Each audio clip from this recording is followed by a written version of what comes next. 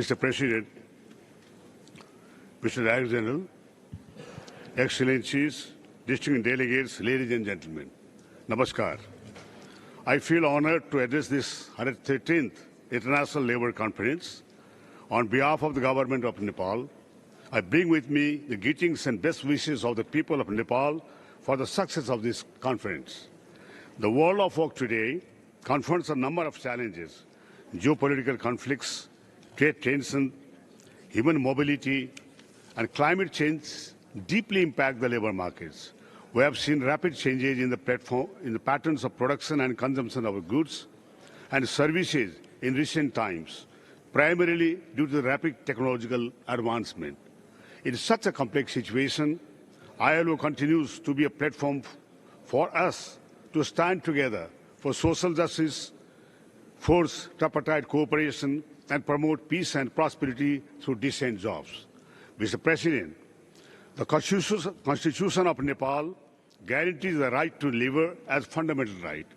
We have made strides towards fostering inclusive growth, reducing poverty, and expanding the social protection coverage despite the challenges in the labor market and climate-induced vulnerabilities in recent times.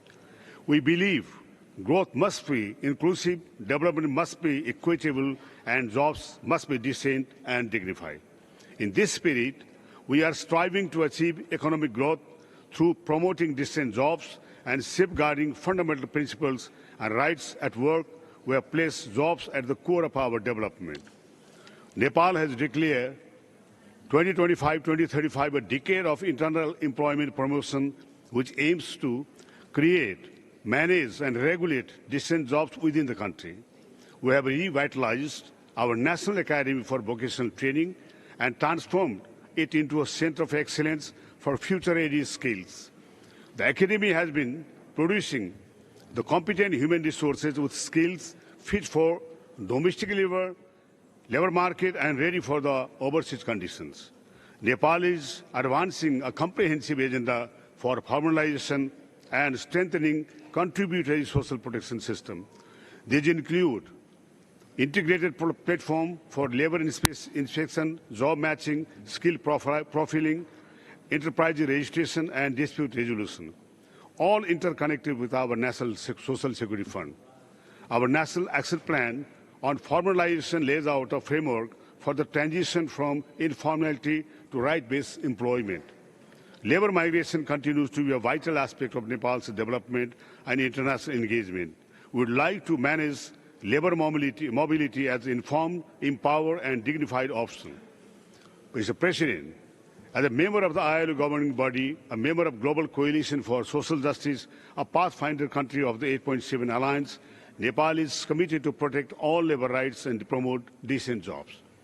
We believe tripartite dialogue has a fundamental role in promoting democratic labor governance. Nepal's National Labor Administration mechanism and practices comprise the representative of government, employers, and workers. We are committed to universal, inclusive, and sustainable social protection. Our contribution-based scheme now extends coverage to medical, maternity, rescue and relief, occupational injury, disability, and pension benefits. The coverage is progressively expanding to include the workers in formal sector and returnee migrants.